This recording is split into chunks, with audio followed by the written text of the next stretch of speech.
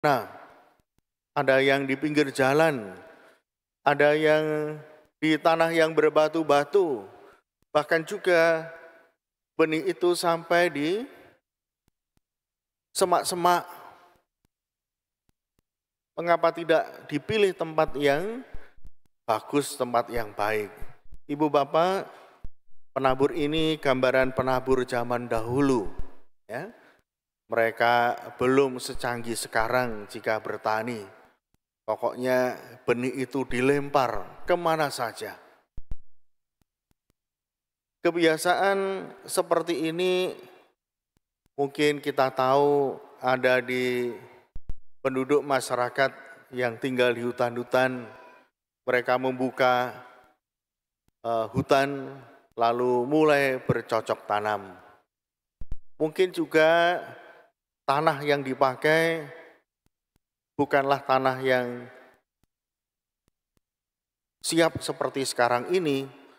Para petani di Jawa yang sudah memang mengkhususkan ya tanahnya untuk pertanian sehingga sungguh terolah dengan baik. Bahkan di daerah Lombok ketika saya ke sana juga melihat bahwa padi itu ada di mana-mana. Ya. Ada tanaman padi tapi juga ada semak. Ada pohon yang tinggi. Bahkan juga di tepi-tepi aliran sungai. Rupanya pokoknya ada tanah, benih-benih itu disebarkan. Nah, ibu bapak saudara-saudari, unsur tanah memang penting, tapi rupanya ada hal yang jauh lebih penting.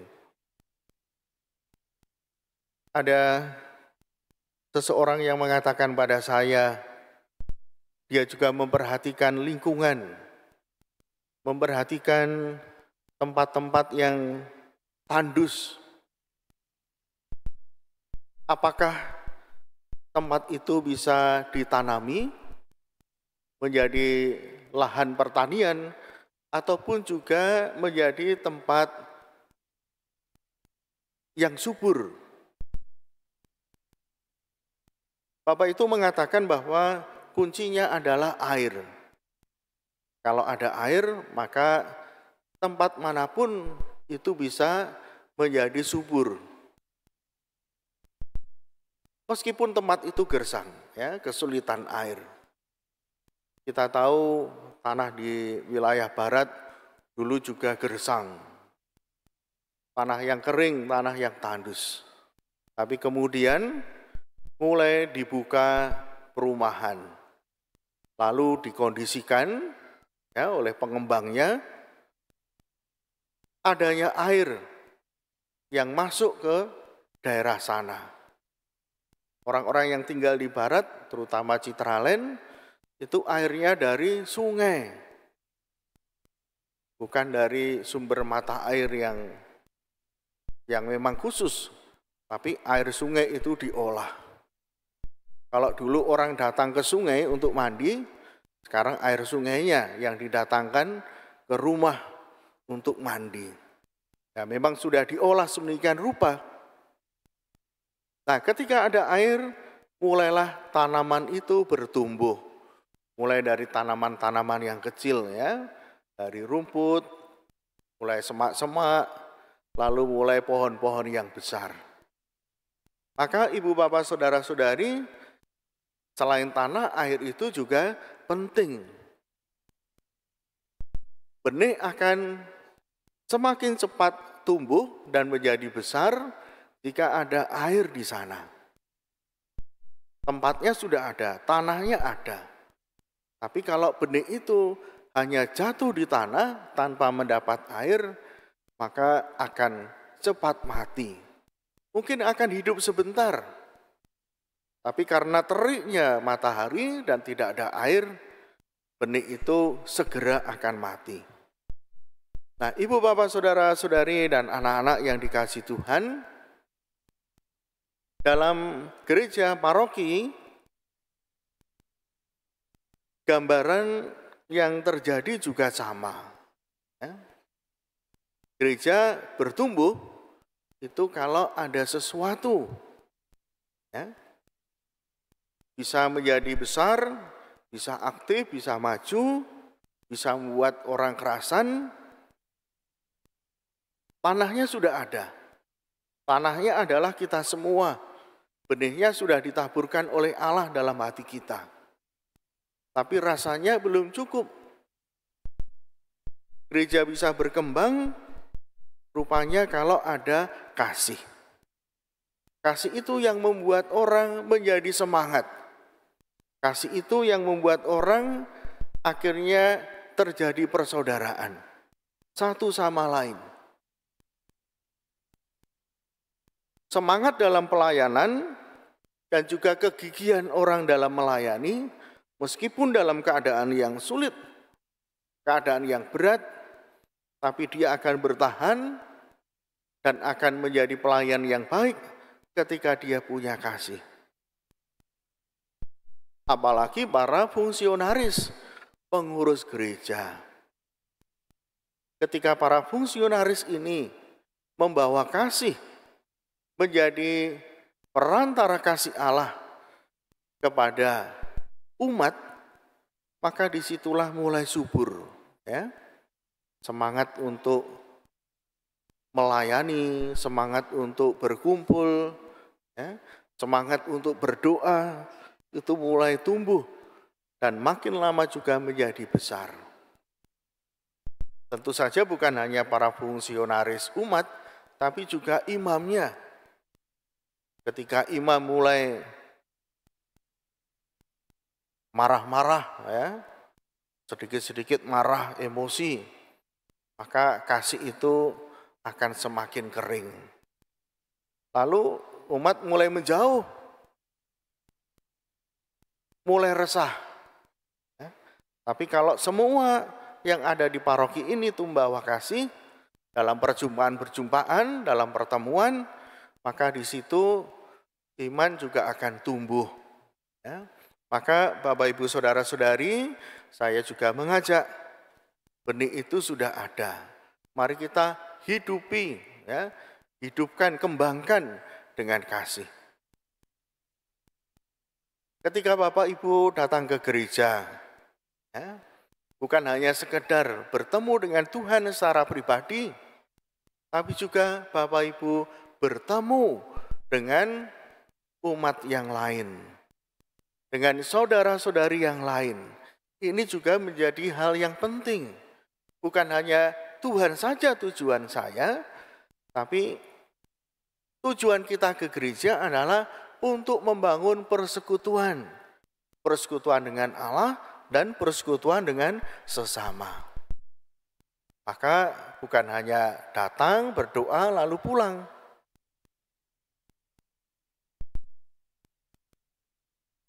Baik kalau ada sapaan, ya, sapaan, ada senyuman, bahkan boleh misalnya kalau belum kenal, ya, dengan teman sebangku atau sama umat sebangku, boleh kenalan dulu, ya, tidak dilarang.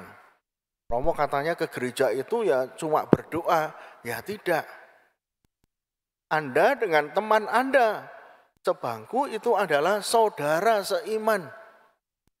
Kalau belum berkenal satu sama lain, tidak ada salahnya untuk kenalan, ya. Ya, kenalan nama saja, kira-kira rumahnya di mana. Tidak usah yang sampai jelimet-jelimet, ya. Sudah punya pacar atau belum, istri atau suami, ya tidak perlu, ya. Bahkan seringkali perjumpaan anak-anak muda untuk dapat pasangan itu ya di gereja.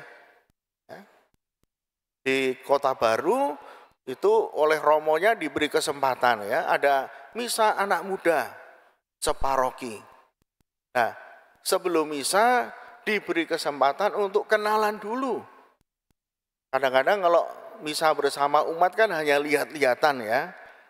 Oh, siapa itu? Kok ada cowok yang ganteng, ya. Mungkin pas dengan seleranya. Oh, kok ada cewek yang cantik.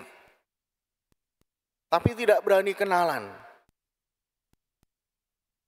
Nah, di paroki itu diberi kesempatan. Maka ketika misa ya langsung saja didatangi, duduk di sampingnya.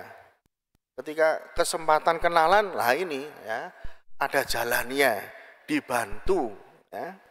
Tidak perlu lewat temannya atau apa, ya mungkin ya temannya bisa membantu. Tapi juga ada sarana, ya, kita juga perlu membantu anak-anak muda. Karena sekarang ini cari jodoh lewat aplikasi ya. Saya ini kanonik sudah 2 tahun di sini, yang dapat jodoh lewat aplikasi itu 10 lebih ya. Bukan micet loh ya. Tapi memang ada aplikasi jodoh. Bapak Ibu ada yang tahu? Bahkan bukan hanya anak muda ya. Bapak-bapak yang sudah istrinya meninggal, lalu juga pengen ada temannya, tanya-tanya aplikasinya apa. Ternyata juga dapat ya dari situ. Dan memang ya ada yang dapat Katolik. Karena ada filternya ya. Misalnya cari jodoh yang seiman. Jadi nulis cari yang agamanya Katolik. Tapi ada yang memang tidak menggunakan filter itu. Jadi entah siapa saja. Dan dari 10 itu kebanyakan memang pasangannya bukan seiman ya. Karena kriterianya itu wajah. Nah, di aplikasi itu kan ya tidak sebenarnya ya. Itu pakai kamera jahat katanya. Sehingga wajahnya bisa kelihatan putih, bisa cantik, mulus. Ternyata usianya 40 tahun. Ya tidak langsung dapat ya. Banyak yang gagal ketika pengen ketemu, ya janjian ketemu, ternyata tidak sesuai. Oh sudah lebih tua, oh ternyata gendut. Ya. Jadi ceritanya banyak ya, kalau saya tanggap kanonik itu bisa 2-3 jam ya.